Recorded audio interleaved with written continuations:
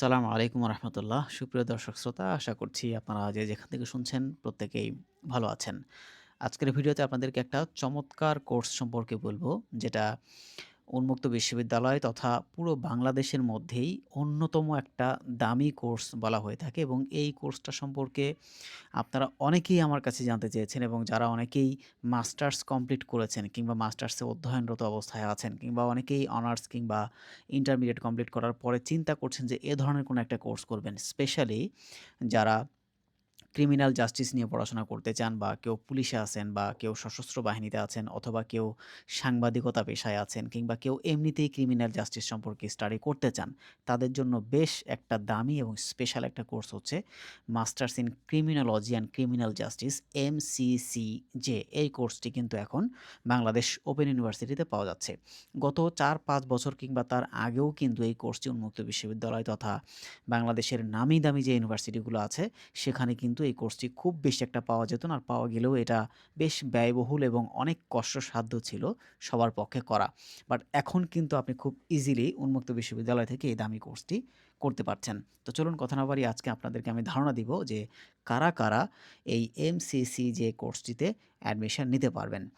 তো প্রথমে এখানে দেখতে পাচ্ছেন যে এই কোর্সটি সম্পর্কে ৫ম ব্যাচ জুলাই ২০২৬ এটার একটা ভর্তি বিজ্ঞপ্তি তারা প্রকাশ করেছে। তো এই কোর্সটা মূলত এটা মাস্টার্স লেভেলের একটা কোর্স এবং এটা ২ বছর মেয়াদি হবে এবং ৬ মাসে একটা সেমিস্টার সম্পন্ন হবে এবং টোটালি আপনার ৬২ ক্রেডিট আপনি করতে পারবেন এবং MCCJ এই প্রোগ্রামের জন্য রেজিস্ট্রেশনের মেয়াদ থাকবে সর্বোচ্চ ৫ বছর। এ সময়ের মধ্যে শিক্ষার্থীরা চাইলে এই প্রোগ্রামটা শেষ করতে পারবে। এই প্রোগ্রামটাতে ভর্তির জন্য সবচাইতে আমার কাছে যেটা মনে হয়েছে যে খুব মানে সুযোগ সুবিধা তারা একটু বেশি আপনাদেরকে ছাড় দিয়েছে ভর্তি হওয়ার জন্য যারা আগ্রহী আছেন।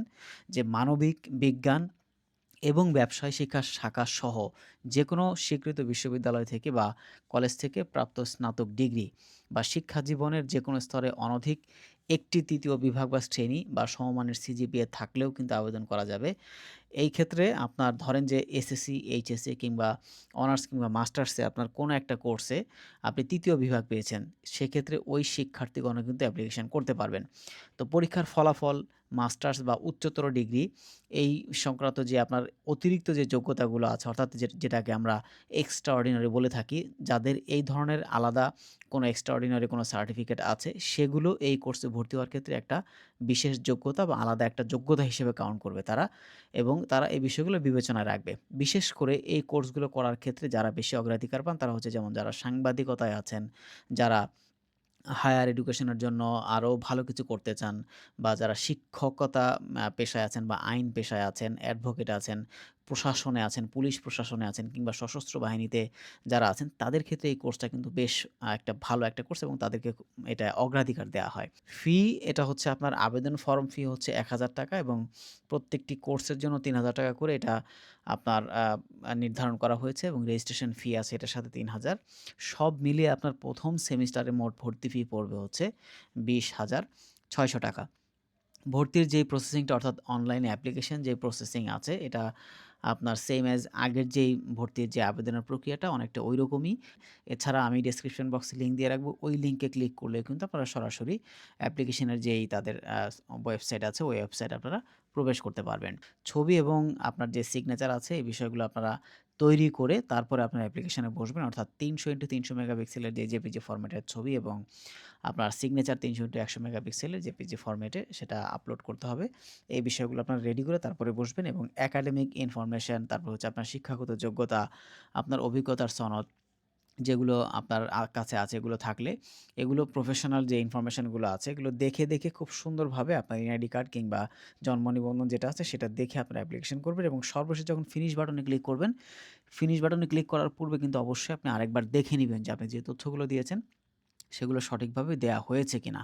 সবচেয়ে গুরুত্বপূর্ণ হলো যে আপনি যে মোবাইল নম্বরটি এবং আপনার যে ইমেইলটি দিচ্ছেন সেটা আপনার নিজের হলে সবচেয়ে ভালো। যদি অন্যের দিয়ে থাকেন সেক্ষেত্রে সেটা যাতে সচল থাকে এই বিষয়টা খেয়াল রাখা। বাওবি থেকে যেই প্রাথমিক যে টেম্পোরারি ইউজার আইডি এবং পাসওয়ার্ড পাবেন সেটা আপনার সংরক্ষণ করবেন। পরবর্তীতে যদি কোনো কারণে আপনার পেমেন্ট ফেইল হয় কিংবা আপনি পেমেন্টটা কিছু সময় পরে দিতে যাচ্ছেন প্রাথমিকভাবে অ্যাপ্লিকেশন করার পরে আপনি আপনার পেমেন্টটা দিবেন।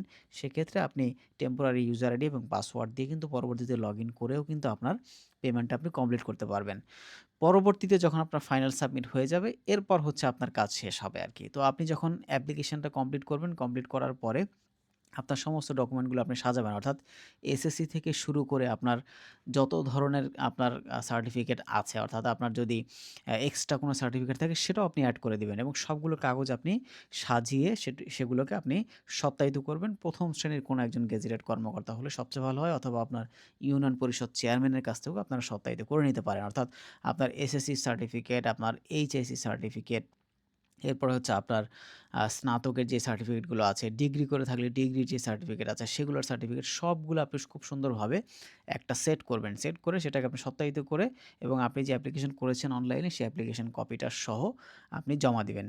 সবগুলো কাগজ আপনি রেডি করে যখন আপনি আপনার স্টাডি সেন্টারে যেখানে আপনি অ্যাপ্লিকেশন করেছেন সেখানে জমা দিবেন। জমা দেওয়ার পরে আপনার ভর্তিটা তারা সম্পন্ন করার যেই প্রসেসিং আছে সেটা তারা স্টার্ট করবে। যে আবেদনপত্র তারা অবশ্যই যাচাই বাছাই করবে এবং মনোনীত আবেদনকারীগণকেই তারা কিন্তু মৌখিক পরীক্ষার জন্য যোগ্য বলে বিবেচিত করবেন এবং তারা ডাকবেন। প্রাথমিকভাবে মনোনীতদের যে তালিকা আছে সেটা বাওবির ওয়েবসাইটে দেওয়া হবে। সেখানে আপনার নাম থাকলে তারপরে আপনি মোবাইলের মাধ্যমে কিন্তু একটা এসএমএস পাবেন। এসএমএসের মাধ্যমে কিন্তু আপনাকে নিশ্চিত করা হবে। আর ক্লাসগুলো সাধারণত যেটা বাওবির সব ক্লাসগুলোই মোটামুটি শুক্রবার এবং শনিবারে হয়ে থাকে।